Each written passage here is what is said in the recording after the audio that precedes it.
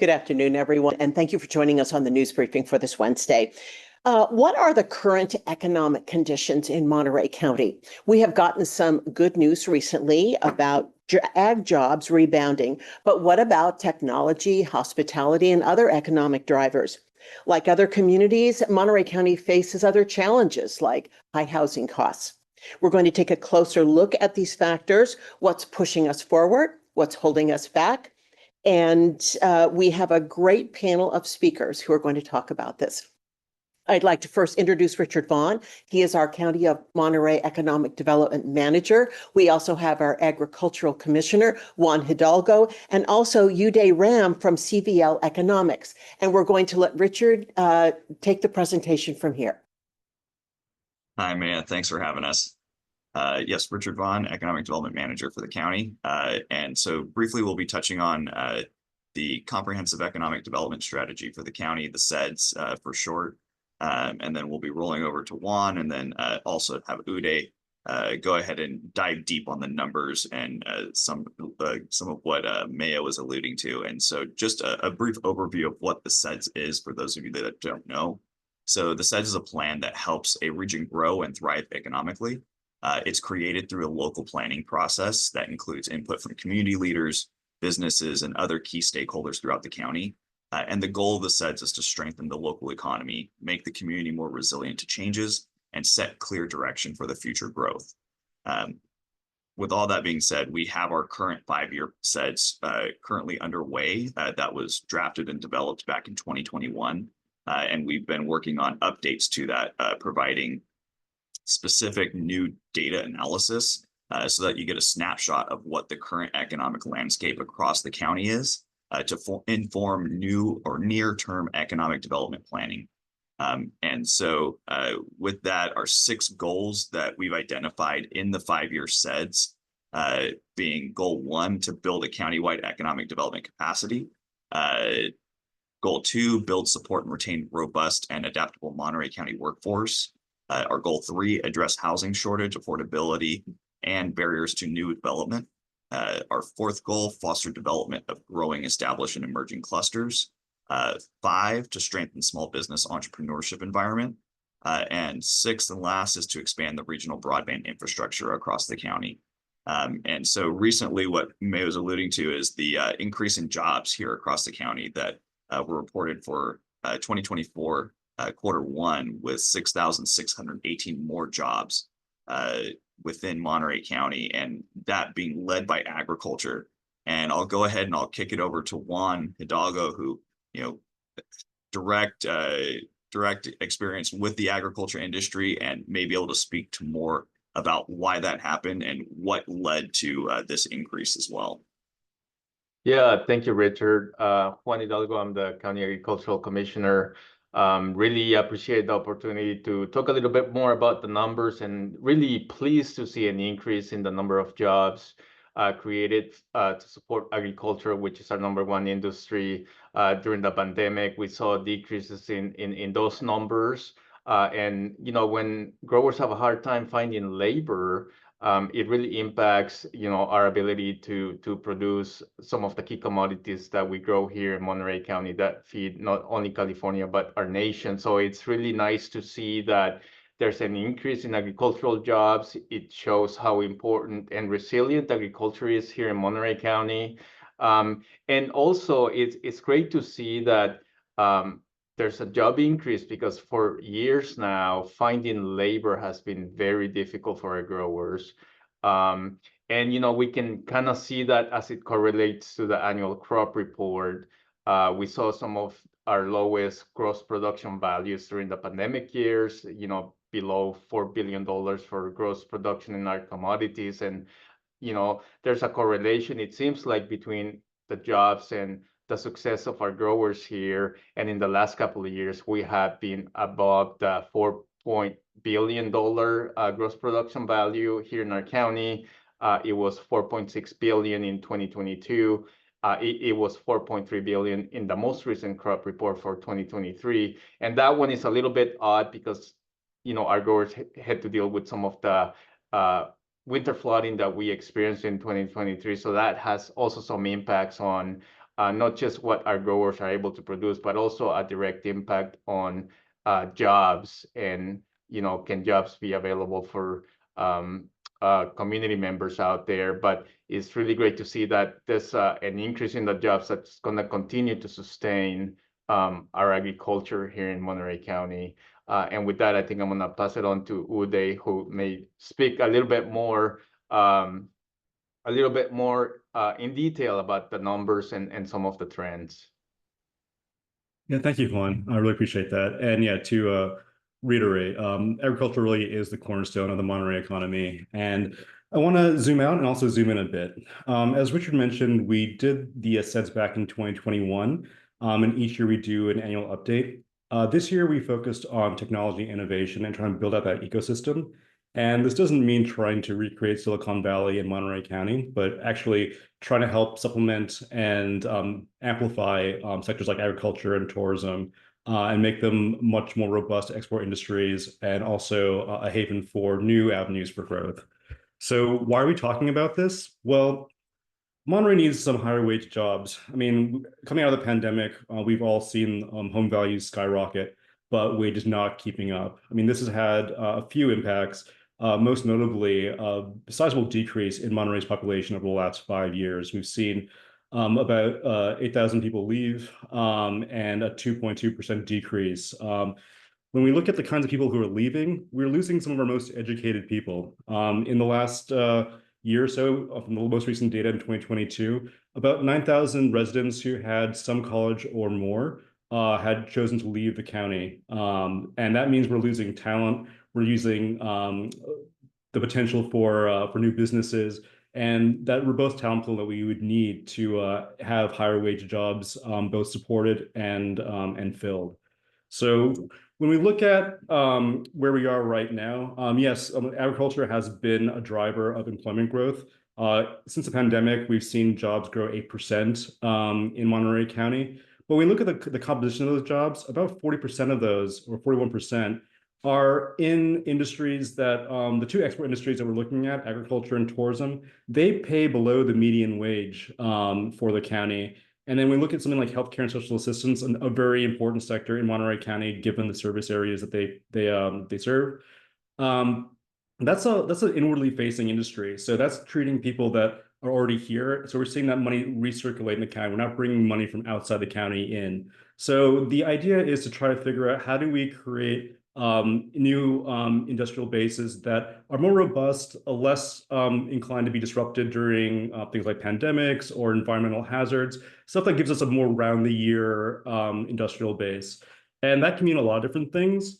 But over the recent years, we've seen civilian tech jobs decreasing. I mean, we have a very strong military presence here in Monterey, but when it comes to the kinds of commercialization that we'd like to see, that has been decreasing. And we're looking at things like research technology in pharmaceuticals. We're looking at things like technology, IT services, green economy. When we look on that chart on the right, we see that California has actually been increasing that technology workforce. I mean, this obviously buoyed by metropolitan areas like San Francisco and San Diego and Los Angeles.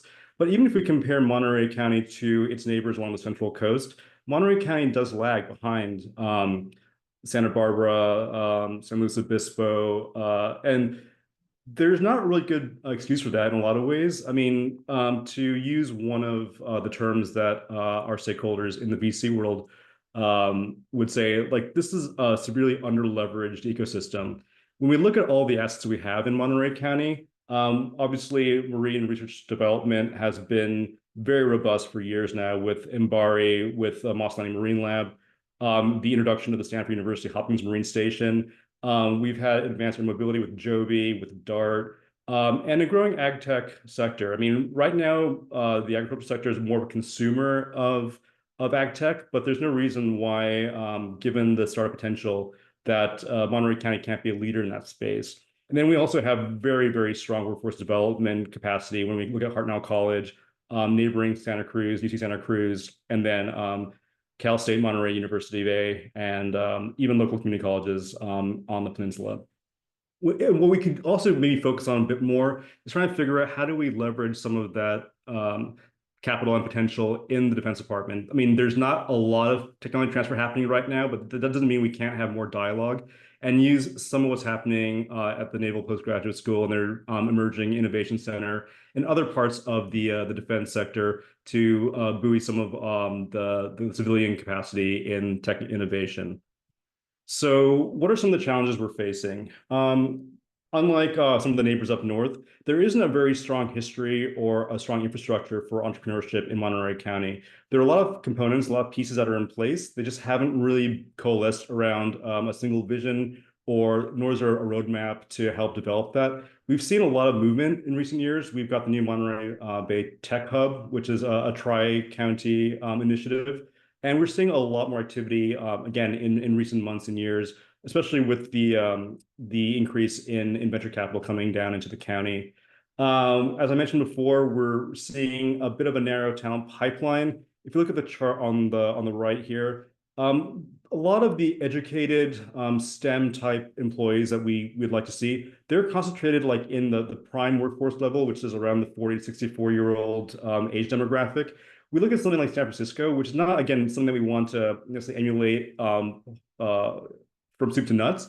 But as an example, you see a lot of that talent concentrated in the younger generation. And that means they have a very strong pipeline leading into the kind of spaces that we would like Monterey County to explore and try to expand upon. So when we look at that brain drain we looked at before, we want to kind of stanch that and see if there are ways we can attract both businesses, but also businesses that can provide opportunities for higher wage, higher skilled labor. So what are some of the opportunities? I mean, Monterey County, both when it comes to ag and tourism, they are strong because of the natural environment. They are also susceptible to things like climate change. So there's a natural nexus for the kinds of areas we would like to focus on when it comes to tech innovation. And climate and sustainability tech just seems like a very natural fit for this county. And I think compared to many similar regions, Monterey County really has the potential to emerge as a leader in this space. As we mentioned before with Joby and DART, there is a very strong history in air mobility, and with the potential to have airspace corridor stretching from Silicon Valley down to San Diego. I mean, Monterey County can really serve as a hub for that kind of activity. We have a strong consortium of universities and colleges and programs. A lot of that capacity is expanding now as colleges like Hartnell are aligning their curricula with industry demand. We'd like to formalize that a bit more and be able to get a bit more coordination so we can have different colleges have different strengths in supporting various parts of the tech ecosystem and developing that talent pipeline. And finally, we've seen some encouraging signs of venture capital seeping into the county, and we want to do as much as we can to nurture that and make it as easy and seamless for people who want to spend money in Monterey County, connect with those people that could benefit from it, and really create this new baseline for tech innovation. I know that's a lot to go through very quickly, but we'll be happy to circulate this presentation to you. And if you have any questions regarding any of the hard data, we'll be happy to answer those as well. And I'll toss it back to Richard. Thanks, Uday. That's all we have for you today, Maya, and everyone from Economic Development. Thank you. Well, that's a lot. That's a really deep dive in a very short amount of time. And I know you've had to compress a lot of information to get it to kind of fit the time, but you put out a lot of really interesting data about technology and innovation. Is there anything you can tell us about other, some of our more historical drivers like hospitality and tourism? Are they still faring well, and we're focusing on these others to build? Yeah, so tourism unfortunately hasn't recovered since the pandemic. We're still seeing quite a decline in overall employment. Wages are depressed. They've been rising at a fast rate, but because of part-time labor, overall, on average, wages are fairly low. That doesn't mean that it's any less important than it ever was. I think what we'd like to see is a bit more cross-pollination across sectors. So how can tourism support some of the R&D? Can we have more business-related travel, more expos? Are there ways to create more of a brand around Monterey that can be exported? Can we have more streamed events. There are a lot of things that we can discuss in more detail with some of the stakeholders on the ground, but we would like to see technology be able to supplement rather than sideline the strengths that Monterey currently has. So there's still work to be done in the hospitality tourism area for that rebound. So I did get a question about the rebound in agricultural workers, and we saw data, we saw this increase in numbers, and a question came in about H-2A workers, because we see companies that are building housing for these really important workers, but are H-2A workers counted in these job numbers, or how are they counted? Yeah, actually, I'll turn to my colleague Mazen to be able to maybe give us a bit more detail in how the BLS accounts for different labor types. Yeah, I think with regards to the H-2A workers, as long as they're under the salaried employer workers who are reporting to the BLS, they should be accounted for in the figures that are represented in the data. So they're not considered contract workers or kind of exempt in some way? I think a lot of it also depends on the hours that they're working. If they're full-time, they're going to be falling under the full-time workers that we're rolling into based off of the BLS data. And if they're part-time, they might be there could be considered under the part-time. I think it depends more on the hour of work that they're working under, but they should fall in line under the numbers that are reported by the employers to the BLS. And also the analysis that we do for the county includes contract workers as well. So that really sheds a light on stabilizing the workforce for agriculture. And Juan, I think you mentioned the difficulty in employers really wanting to get workers in and keep that stable workforce. These housing projects and other things to bring those H-2A workers is helping in that way, would you say? Absolutely, Maya. I think that there's been a commitment from the agricultural industry to help support housing for employees. I think because of some of the labor challenges that industry has seen over the years, we are seeing an increase in H-2A workers coming to support agriculture in our area. And so housing goes hand in hand with those programs. And it's absolutely important in order to be able to have enough workers to support our industry here. And there was another question about the rebound, especially in agriculture workers from the flooding a year ago. Did agricultural workers leave the area to go find jobs, go to places where there were jobs? And are we seeing them return? Or new people coming in to, look for opportunities? Yeah, unfortunately, I can't speak to that because the latest data we have is for 2023. So that's going to be counting everything happening through the end of the year last year. So we don't have any figures on people who have left to come back yet. I think Juan, I wondered if you might know. Oh, go ahead. Sorry to interrupt. That's a great question to probably reflect on next year, especially when we look at migration patterns within workers, where they're going to work relative to where they reside. That data is usually, unfortunately, a little bit lagged. So that information is just not readily available right now. And Maya, if I can chime in, I was going to say that's definitely something that we have an interest at looking at through this data, working on the year 3 update to the SEDS that will be rolling out sometime next year. So we're hoping to have all of that rolled up into our next update for this information and data. Well, and for those workers, the disaster that happened a year ago was really unsettling for them and destabilizing for them because there was no work, and also destabilizing for the growers who had nothing for anyone to do. So everybody was hit. Juan, would you say within the industry that everyone is really pleased with the rebound that's happening? Are they feeling like they're out of the woods from the flooding?